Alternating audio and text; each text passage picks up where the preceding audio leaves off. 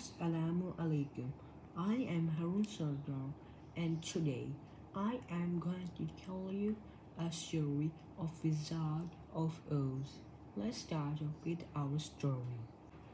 In the last video, I told you about chapter 1. In this video, I am going to tell you about chapter number 2. The old woman told Dorothy that her house had come down in the land of Oz. She was in the country of the Munchkins. The ruler had of witches and wizards. The old woman said, "Some are good and some are bad. I am the good witch of the north. There are two other witches now. They are the good witch of the south and the wicked witch of the west." Look, one of the Munchkins cried out. He was pointing at something.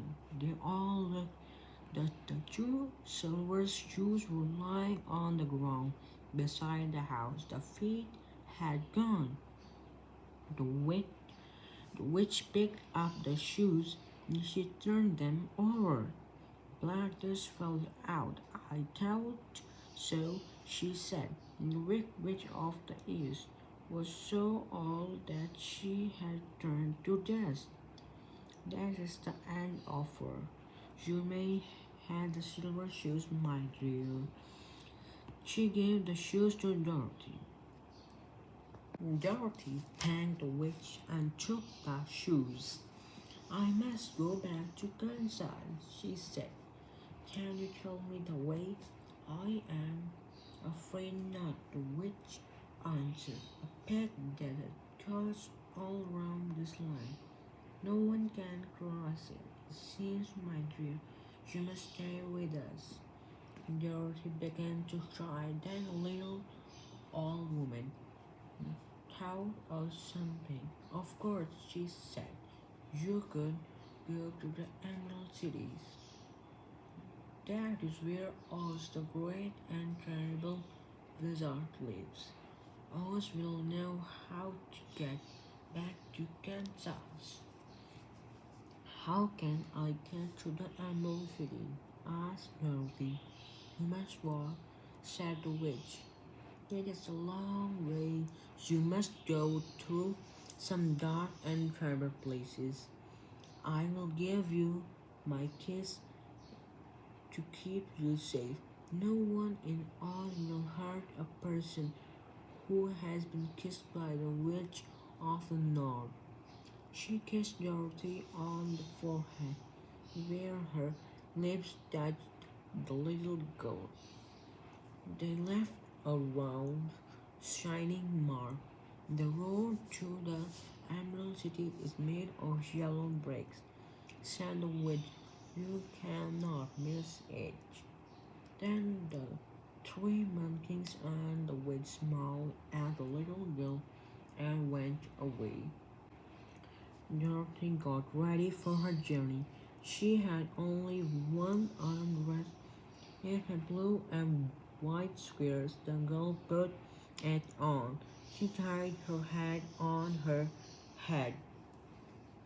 She took a basket and filled it with bread from the cupboard. She covered the bread with a white cloth. Then she took out her shoes.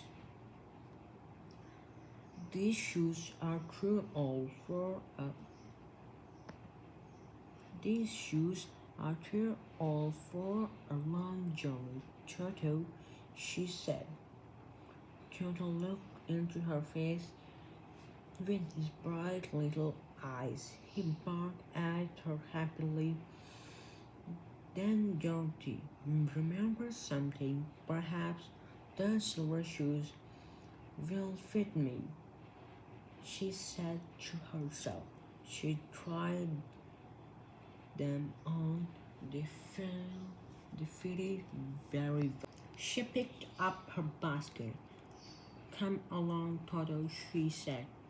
And so, with Toto running along behind her, she started on her journey. Dorothy found the road made of yellow bricks. Soon she was walking quietly along edge towards the Emerald City.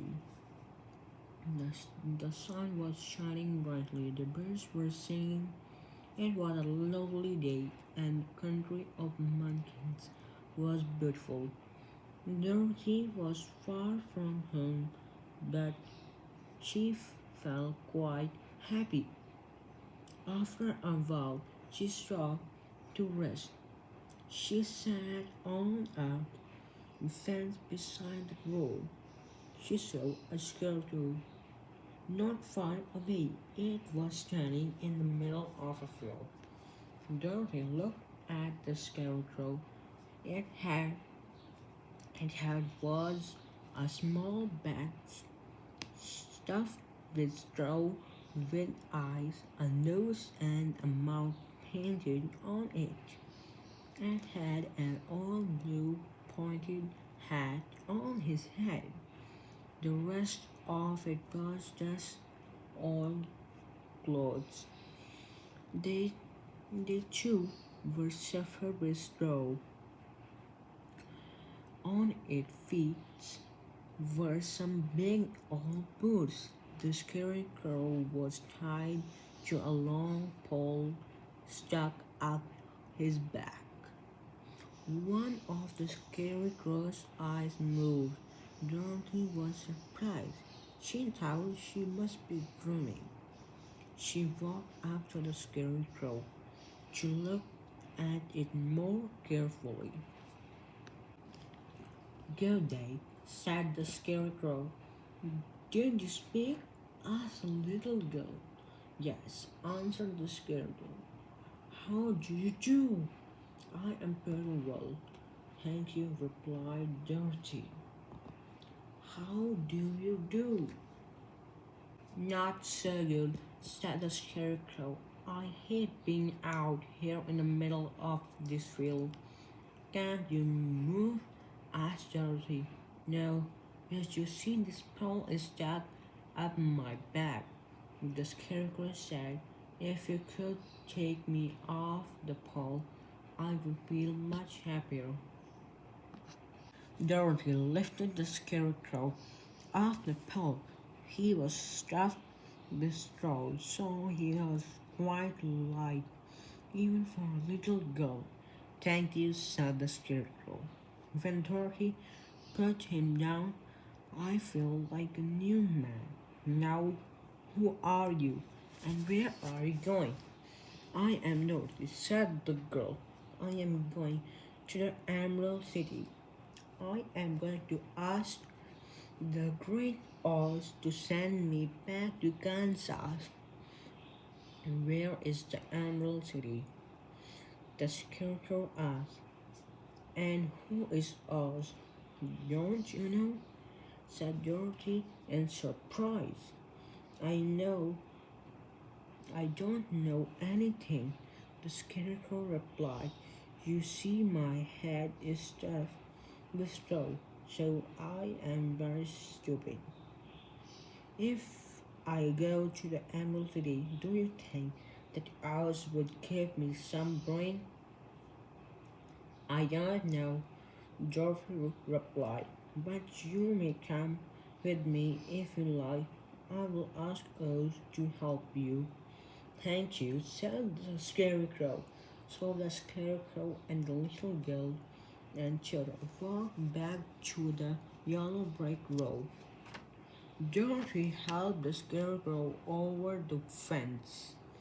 Together they started on their journey to the Emerald City.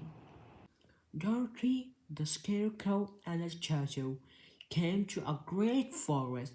It was dark there, but they kept on walking. They then they came to a little house built of wood. No one was there, and the door was not locked. Dorothy went in. She saw a bed of dried leaves in one corner. It was almost night time. Dorothy felt hungry, but she was too tired to eat. She lay down on the leaves with Toto beside her. Soon she fell into a deep sleep. The scarecrow, who was never shy and never hungry, stood in another corner. He waited quietly until morning came. Dorothy woke up. The sun was shining brightly through the trees. Dorothy, Toto, and the Scarecrow left the little house. They walked through the forest until they found a stream. There Dorothy washed her face. She sat down and ate some of the bread. She gave some bread to Toto too. Suddenly she heard a deep groan. "What was that?" she asked. "I don't know," replied the Scarecrow. "Let's go and see." They heard another groan. Dorothy ran forward and then stopped with a cry of surprise. Standing beside a tray with an axe in his hand was a man made of tin. He could not move. It looked as if he could not move at all. "Did you groan?" asked Dorothy. "Yes," answered the Tin Man. "I did." He could not move his lips, so he did not speak well. "I have been growing here for more than a year," he said. "No one ever heard me before." "What can I do for you?" asked Dorothy. She felt sorry for the poor man. "Get an old can and oil me," the Tin Man answered. "My joints have rusted so much that I cannot move. There is an old can on a shelf in my house. That must be where we stayed last night," thought Dorothy. Dorothy ran back to the little house. She found the old can and returned to the Tin Woodman. "All my neck first," said the Tin Woodman. So Dorothy poured oil all around his neck. The Scarecrow took hold of the Tin Woodman's head. She moved it from side to side. At last, Tin Wood, Tin Woodman could move itself. "Now the joints in my arms and legs," said the Tin Woodman. Dorothy all his elbow and his knees. The Scarecrow moved the Tin Woodman's arms and legs carefully. After a while, they were free from rest. The Tin Woodman thanked Dorothy and the Scarecrow for their help.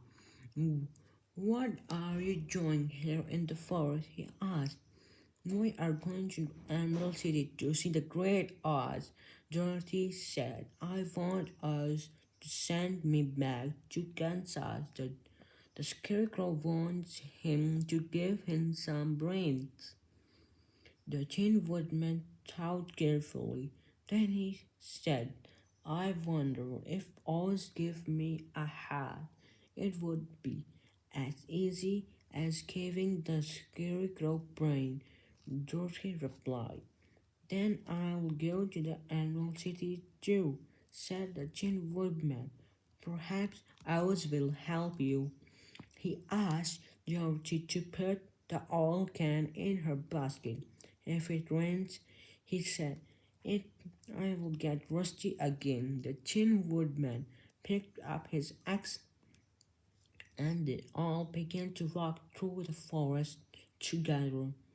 Soon they reached the yellow brick road and continued on their journey.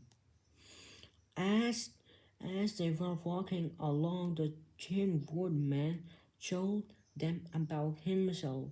"Once it was just like an old man," he began. "I fell in love with a beautiful mountain girl. I wanted to marry her, but her grandmother asked the wicked witch to put a spell on me. The spell was a terrible one. When I went to the forest to chop wood, I cut my legs off. At first, I thought this this was bad. Then I went to a tin mitch. He made me a new leg out of tin. The leg worked well, but the witch of the east saw what I had done. She was angry. After that, every time I went to chop wood in the forest, I cut a part of my body off.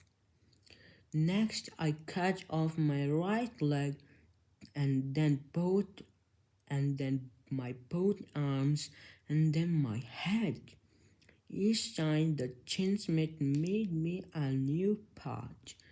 Then the wicked witch made me asleep in more time. This time I cut my right through my body. I cut myself into two halves. The tinsmith made me a body of tin. He put my tin arm and tin leg and tin head on it. I felt very well. It was a very good body, but something was wrong. Inside my tin body, there was no heart. Without a heart, I did not love the Munchkin girl. No one can love who has not got a heart. That is why I want to ask us to give me one.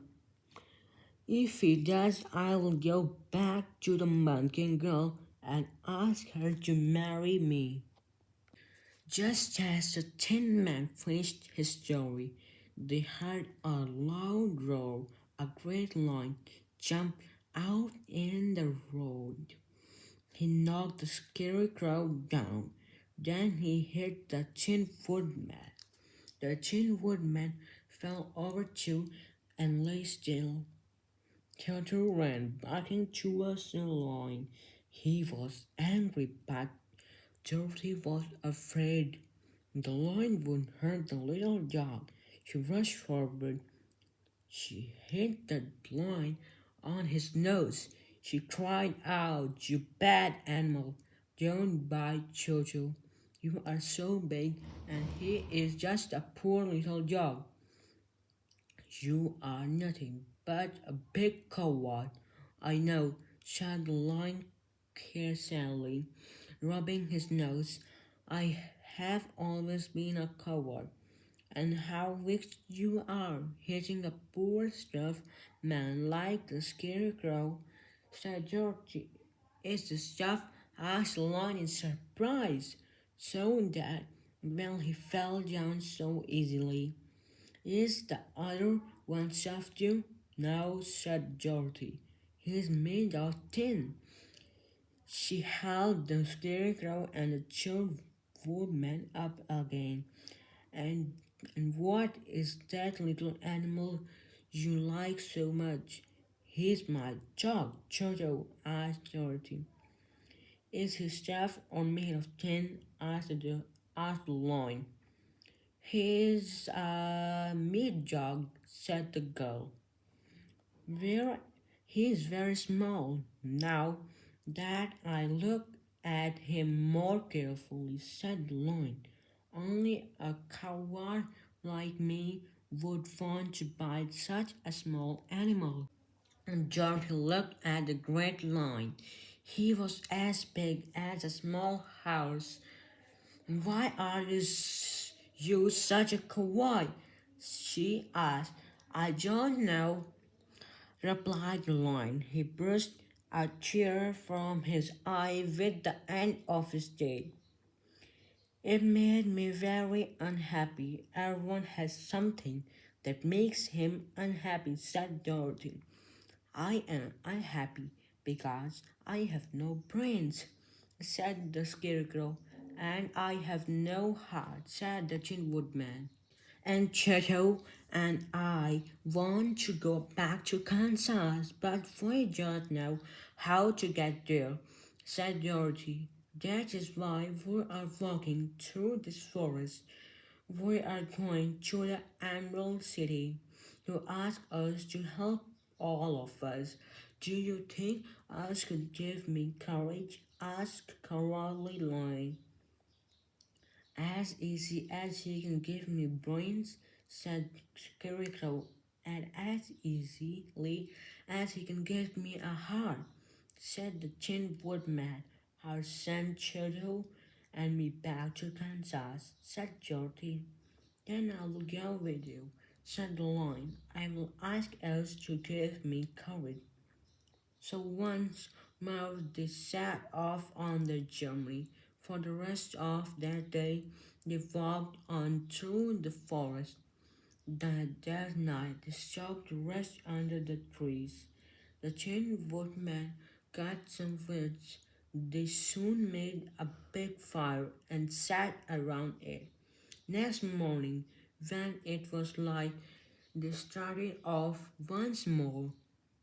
They had not been walking for more than an hour when they came to a great ditch. The road stopped the edge of the ditch and started again on the other side. The ditch was very wide.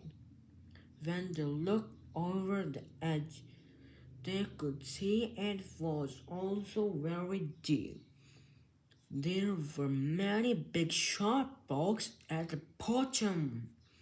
The ditch was too deep for them to climb down. It seemed that the journey must end there, and I am terribly afraid of falling, said the cowardly lion. But I think I could jump over it. One of you get on my back and we'll try. The Scarecrow was the first. He said that if he fell, it did not matter. He was stuffed with straw and so would not hurt himself. He sat on the lion back and shut his eyes. Then, with a great jump, the lion fell through the air to the other side. He did it easily. The scarecrow got off and the lion jumped back across the ditch. Then he took Dorothy and Toto across. After that, he jumped over the ditch with the Tin Woodman on the other side of the ditch.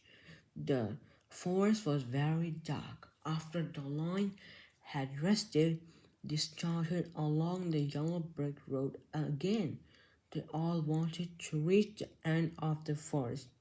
They wanted to get back into the bright sunshine. As they walked along, they began to hear strange noises. This is where the Khalidas live, the lion whispered. Who is Khalidas? Asked Dorothy. Terrible beast, said the lion. They have large bodies and heads. They have long, sharp teeth. They could tear me in two twice easily. I am terribly afraid of Kalitas. I am not surprised, Dorothy said. They must be monsters. The travelers came to another ditch. This one was too wide for the lion to jump across. They sat down to think what they could do. Look at the tree standing close to the ditch, said the scarecrow.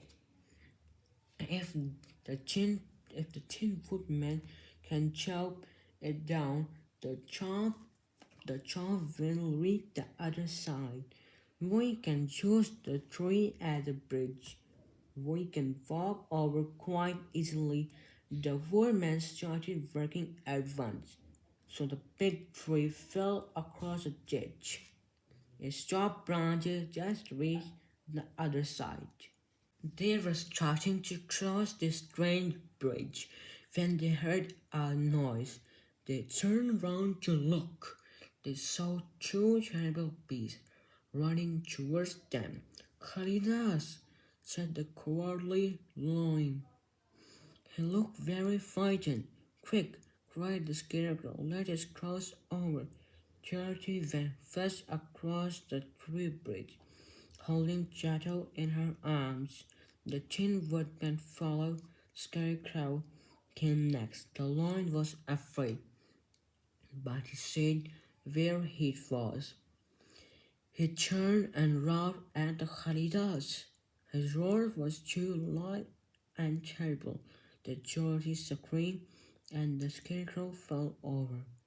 Even the Khalidas stopped. They looked at the cowardly Lion in surprise, but only for a minute.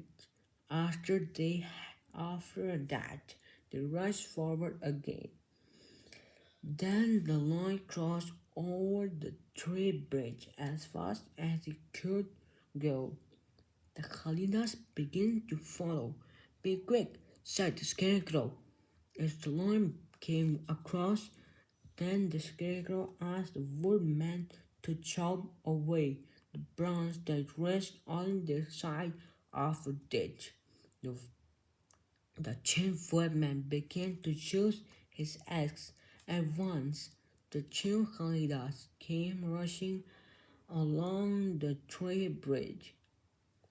They got closer and closer. The Tin Woodman chopped harder and harder. Just in time, the tree fell down into the great deep ditch. The terrible beasts fell with it. They were both killed on the sharp rock at the bottom. Those beasts frightened me so much that my heart is beating very fast, said the cowardly Lion. I wish I could feel my heart beating, said the Tin Woodman sadly. The travelers walked on through the forest. After a while, they came to a river. The forest ended there. On the other side of the water, they could see the yellow brick road. The country it went through was bright and sunny. It looked beautiful. How shall we cross the river? Asked Dorothy. That is easily done, replied the Scarecrow. The Tin Woodman will chop down a tree to make us a raft. Then we can get across.